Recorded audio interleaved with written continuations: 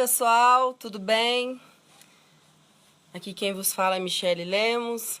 Tô entrando novamente aqui para estar falando um pouquinho mais para vocês nessa tarde. Hoje vamos estar falando sobre crimes de tortura, na verdade, pautado na Lei 9.455 de 97. Uma pessoa pediu para eu poder fazer sobre crimes de tortura. Hoje nós iremos falar brevemente sobre isso. Aos que chegaram, Antônio, Roberto, muito obrigado pela presença. Aos Facebooks atrelados também que não acusam as visualizações, muito obrigada. Oi, Tônio, obrigada aí pelo carinho. Bom, vamos ser bem breve aqui, né, gente, para tratar dos crimes de tortura, tá? Aqui, como eu disse, na Lei 9.455 de 97, tá? Vocês sabem, e é bom sempre estar repetindo, porque às vezes a pessoa não acompanha, né, meus vídeos, mas vê um aqui, outro ali, mas passa a entender que o meu Facebook, a minha página tem o propósito, a finalidade de levar o conhecimento no sentido de quê? De acrescentar mesmo um pouquinho de conteúdo, dar um pouquinho de contribuição naquilo que, né, eu entendo um pouco, e na finalidade de contribuir para vocês também numa roda de conversa, tá? Onde é citado vários assuntos e às vezes a gente fica perdido, a gente não sabe nem mesmo inferir, né, algum argumento, não sabe fazer um adendo, não sabe dizer nada referente àquele assunto. Eu não sou dona do conhecimento, assim como eu não domino todos os conhecimentos, tem coisas sempre claras para a gente aprender. Eu sou uma pessoa altamente autodidata, vou atrás do conhecimento, gosto muito disso. E ao mesmo tempo eu gosto também de levar o conhecimento às pessoas no pouco que eu sei para dar uma pequena contribuição. Tá bom? Eu sou pedagoga, terapeuta, sou professora, estudante de direito e linguista, tá certo? Então, um pouquinho que eu sei, eu vou levar o conhecimento para vocês. E eu acredito também que a vida é uma troca e vocês me dão também algum conhecimento, certo? Oi, Alex. Oi, Oscar. Para aqueles que estão chegando agora, então a gente vai falar dos crimes de tortura citados pela Lei 9.455 de 97, como eu já falei, sem mais delongas, então vamos falar desses crimes, tá certo? Bom, se essa lei é de 97, a gente tem que parar para pensar que a ditadura militar, ela foi de 64, né, gente, até 85, com as eleições de Tancredo Neves. Então, se essa ditadura militar, ela foi de 64 a 85, com as eleições de Tancredo Neves, e essa lei é de 97, então ela é posterior, né, à ditadura militar. Então, houve-se vários abusos, né, abuso de autoridade, houveram vários casos de tortura, de agressão. Então, houve-se a necessidade dessa lei, né, dessa lei 9.455 de 97, pós-ditadura, tá certo? E lá se trata o que? Os crimes de tortura. A gente vai estar citando aqui que tem 4 modalidades dentro do crime de tortura, tá? Não vou estar abrindo demais também, porque senão vocês acabam não entendendo. Eu vou dizer só os pontos que eu acho que é ponderantes a vocês saberem, desde os mais leigos aos menos leigos, numa roda de conversa, para você fazer aquele adendo, acrescentar, né, inferir no assunto, algum conteúdo, né? E vão lá para... Primeiro, para a gente entender o crime de tortura não é hediondo, tá? Ele é equiparado a hediondo. Quando a gente fala que é hediondo, quer dizer o quê? Né?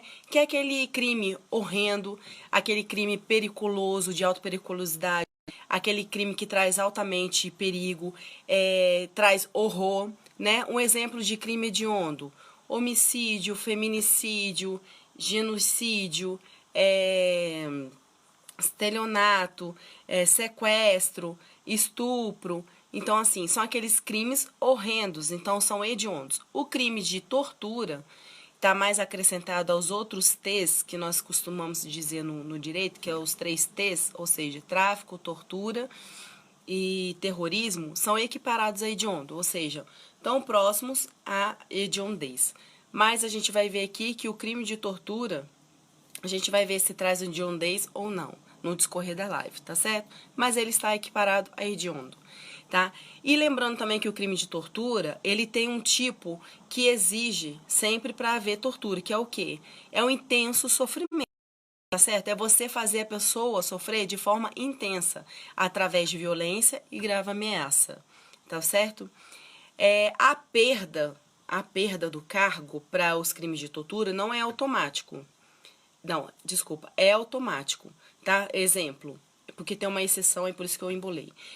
O exemplo, eu sou um policial e torturei um cidadão, tá certo? E aí, quando a lei, quando os operadores da lei, né, que é um todo o processo, e descobre que eu torturei alguém, de forma automática eu perco o meu cargo. É um exemplo, né?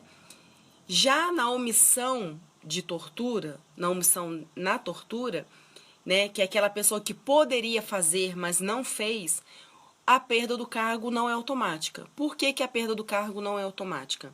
Não é automático porque a justiça entende o quê?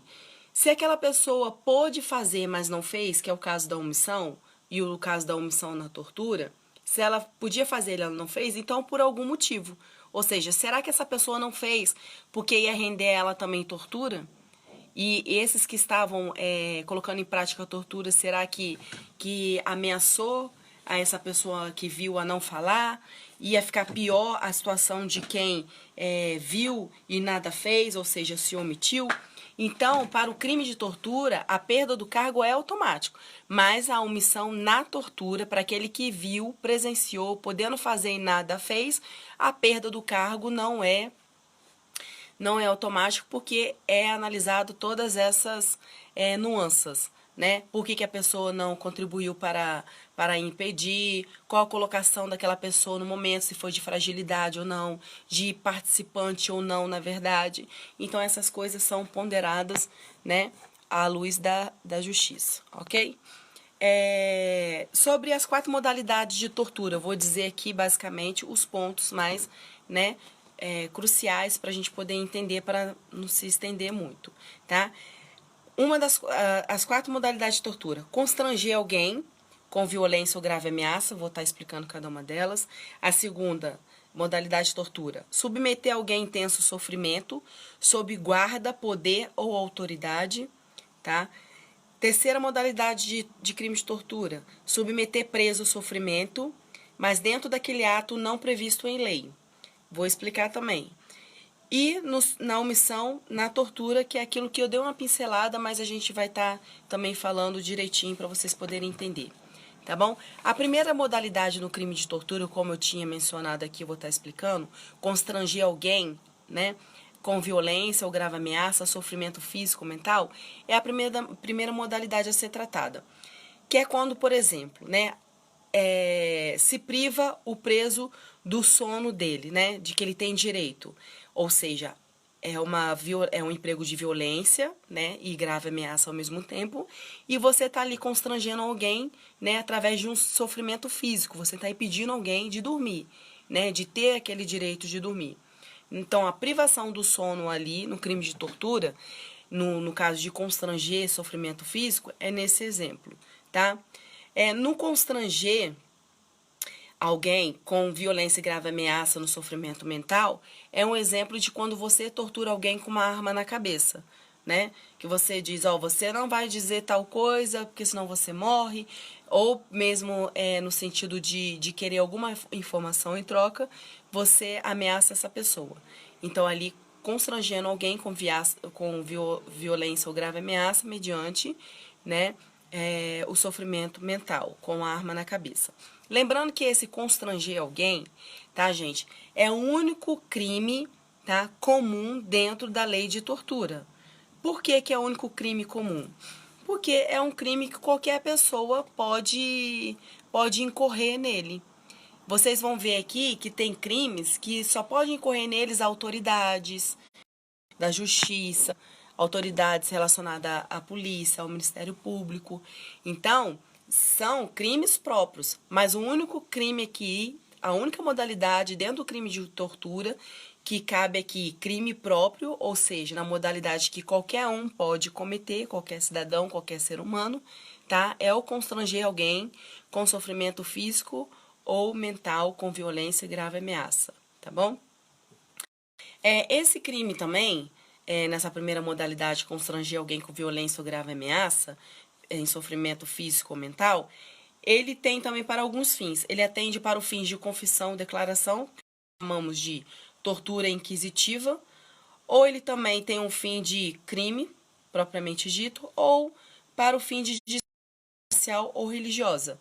Ou seja, a pessoa constrange alguém mediante sofrimento físico ou mental meramente pela discriminação racial ou religiosa também, dentro dessa modalidade. Ainda estou falando na primeira modalidade, tá certo? E se alguém disser que cabe aqui o cunho sexual ou discriminabilidade, tá? Primeira modalidade aqui de crime de tortura, enquanto a gente fala que é constranger alguém por sofrimento físico e mental, tá certo? Quando a gente trata das discriminações, vamos tratar somente no cunho racial, e religioso, tá? Ou para fins de confissão, que é aquilo que eu citei aqui, ou meramente para crimes, tá bom? Segunda modalidade de crime de tortura. Agora vamos para outra modalidade de crime de tortura. Já essa modalidade se trata de crime próprio, porque a primeira modalidade era crime comum, porque qualquer pessoa poderia incorrer naquele crime. Lembra que eu falei? Agora essa modalidade aqui e as demais por diante, as outras três, são de crime próprio. Ou seja, partem como se diz, de autoridades, de guarda, de responsabilidade sobre aquela pessoa. Um exemplo, o carcerário, né? Ele está responsável pelo preso, né? O inspetor, o delegado. Então, essa modalidade de submeter alguém a intenso sofrimento, castigo, tá? Se trata de crime próprio, ou seja, vai partir diretamente desse agente. Então, não é qualquer pessoa que vai praticar, é aquelas pessoas, tá certo? Que são responsáveis por esse preso, tá certo? É um exemplo, né? Ou seja, não necessariamente ser um preso, mas se você está num treinamento policial, no curso de vigilante, um exemplo, né? E você está sob ali a autoridade de alguém e alguém submeter a você intenso sofrimento, algum castigo, essa pessoa vai estar incorrendo em crime de tortura. Um exemplo disso. Tem cursos de vigilante que a pessoa vai ali dar choque no candidato, né? Aí depois vê que o candidato não caiu, dá choque de novo, né? Aí eles falam o quê? Alegam que estão preparando aquele vigilante, né, para ser um vigilante, aquela coisa toda, mas a gente sabe que excessos não fazem parte de treinamentos.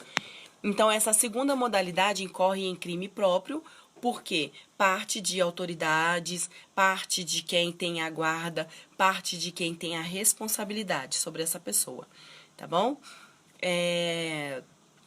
E essa segunda modalidade, por submeter alguém a intenso sofrimento e castigo, ela pode ser também conhecida como tortura-castigo, tá? Agora vamos deixar a primeira, a segunda modalidade, vamos para a terceira. São 4. A terceira modalidade de crime de tortura é submeter o preso ao sofrimento. Então, quando eu falo submeter ao preso sofrimento, então quer dizer que esse crime também é crime próprio.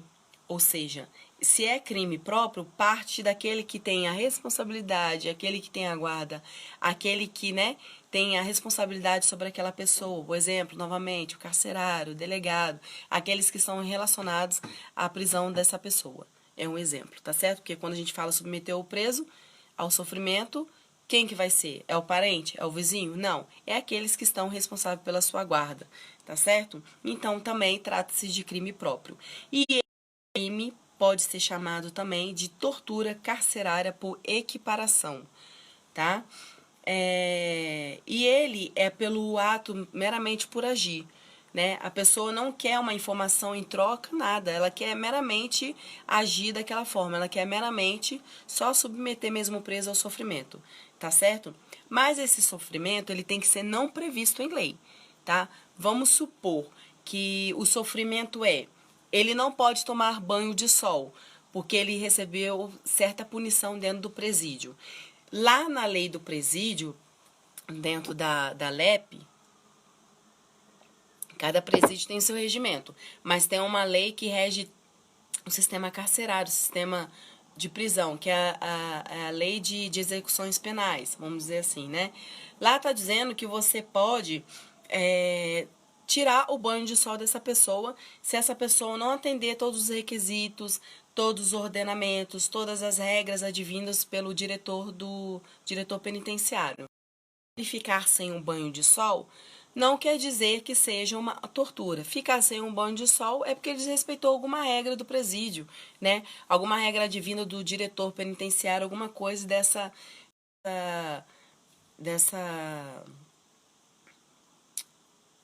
desse ponto, vamos dizer assim, né? Então, quando a gente fala submeter o preso a sofrimento, então é um ato que não pode estar previsto em lei. Ou seja, a falta desse banho de sol é por conta de sanção, de punição existente dentro do presídio. Mas quando a gente fala que ato não previsto em lei, um sentido disso é o sentido de você dar um banho no camarada e você ainda dá um choque nele. Ou seja, né, você está submetendo o preso ao sofrimento não previsto em lei. Então, quer dizer, é mais uma modalidade de tortura. Então, essa modalidade ela pode ser também substituída por um sinônimo também chamado de tortura será separação, que é o que nós acabamos de falar, tá certo? Que é também, voltando para pincelar, que é o agir por agir. Você vai meramente só impor essa pessoa o sofrimento porque você quer, não porque você quer uma informação, nada nessa modalidade, tá?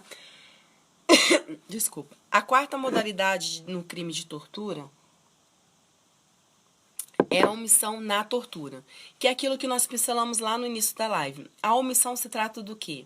De você poder fazer, mas você não faz, né? Você se omite, né?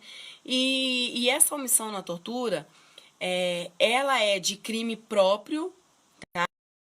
Tem a guarda por aquele que tem responsabilidade, por aquele que tem o poder, né, sobre a pessoa. Mas também a gente pode levar também para o dia a dia, que é aquela, se a gente for apurar, quem pode apurar o crime de omissão na tortura? As autoridades, né?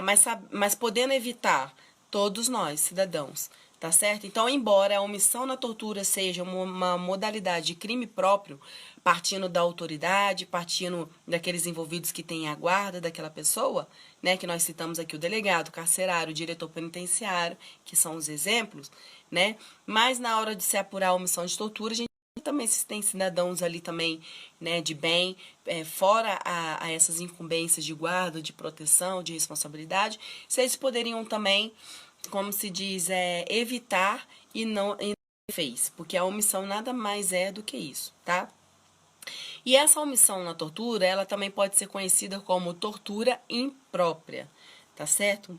Então, e essa modalidade de omissão na tortura é a única modalidade não marcada pela hediondez. Ou seja, se eu tenho lá os crimes hediondos, aqueles que trazem horror, aqueles que né, de alta atrocidade, né, que houveram várias coisas dentro daquele crime, que ele é horrendo, que ele é terrível, que ele é tenebroso, o nome que vocês quiserem dar.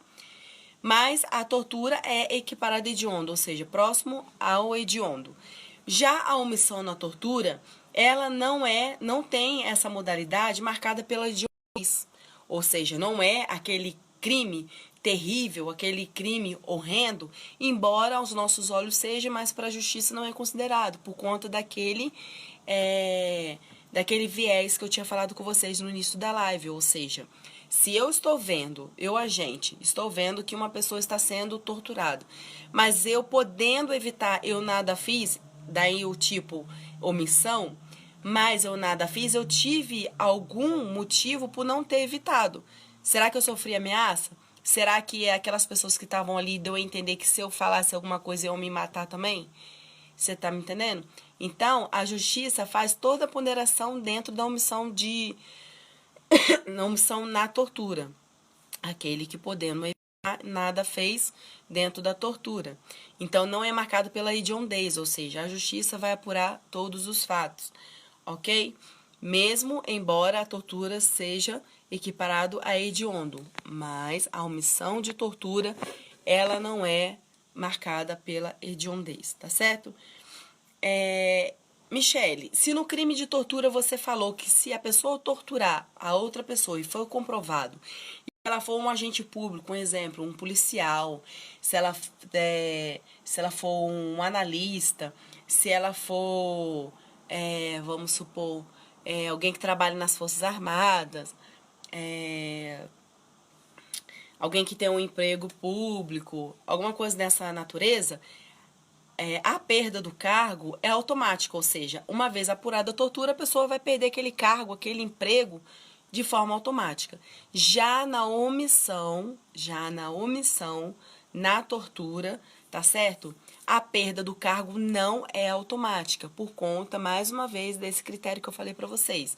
Se a omissão é, né, eu podendo evitar aquela tortura, mas eu nada fiz, mas a justiça, mais uma vez, vai ponderar, tá certo? Por que que eu nada fiz?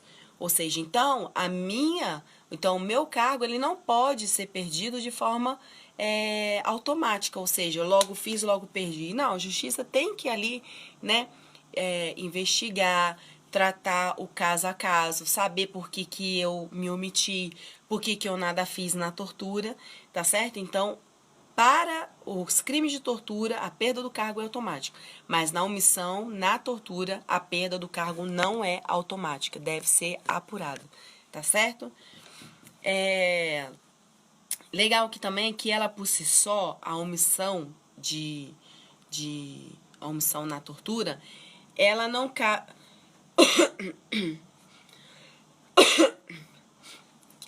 ela por si só, a omissão de tortura, ela cabe o sursis, ou seja, suspensão condicional da pena. Mas se na omissão ali houver vários outros crimes, várias outras coisas ali a ser ponderada, ou seja, a pena vai se elevar e aí a pessoa não vai ter o direito da suspensão condicional da pena, que é o quê? Vão ser levados em consideração os objetivos,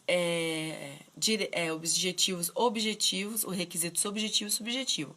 Objetivo, se houver mais crimes, né, atrelados àqueles que aumentasse a pena para se ter ou não o direito ao sursis, que é a suspensão condicional da pena, ou seja, excluir a pena, ou seja, não vai responder mais pela pena, vai ficar suspenso ali o processo e aí vai fazer tudo aquilo que o juiz mandar, né? Levar a cesta básica, como se diz, ir a determinado local por determinado tempo. Então, o processo ele fica ali suspenso até essas condições serem atendidas, né, para ver se o comportamento foi legal, se foi ok. Mas, por si só, a omissão na tortura tem direito à suspensão condicional da pena, à exclusão da pena, né, que é o sursis que nós chamamos.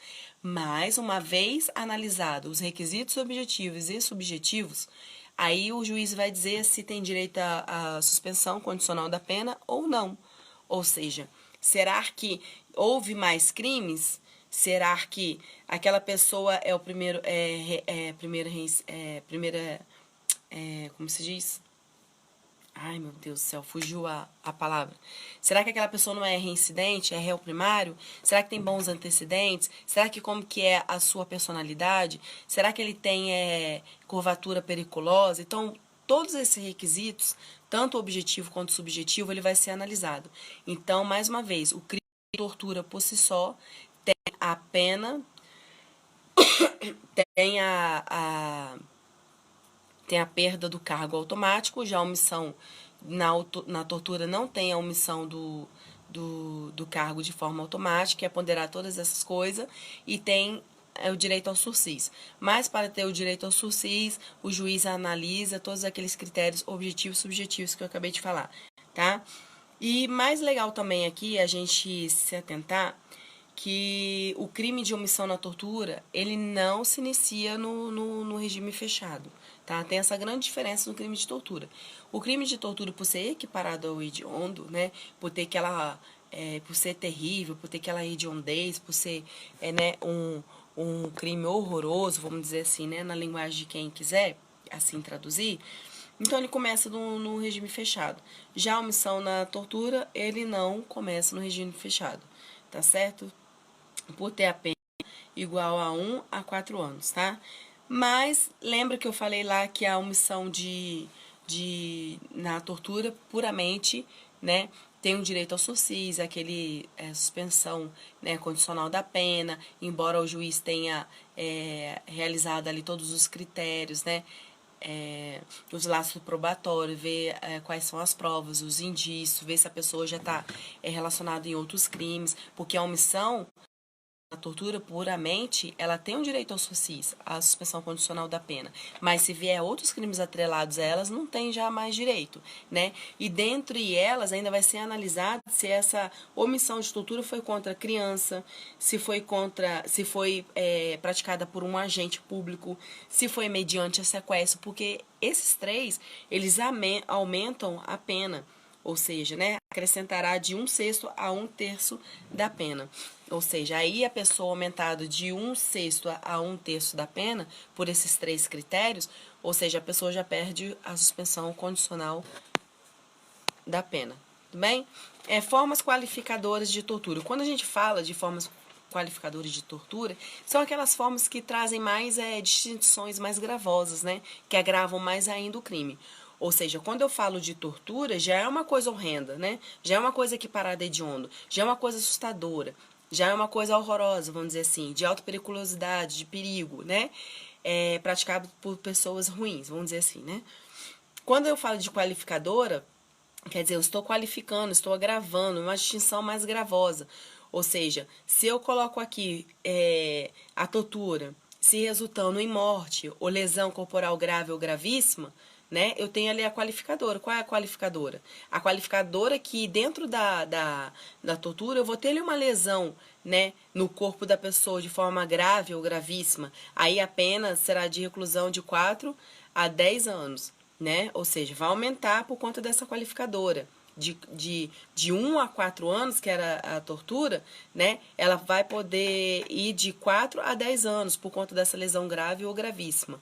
É uma qualificadora, ou seja, é uma agravante, tá certo? E uma segunda agravante, ou seja, uma distinção que traz mais agravante, é a morte.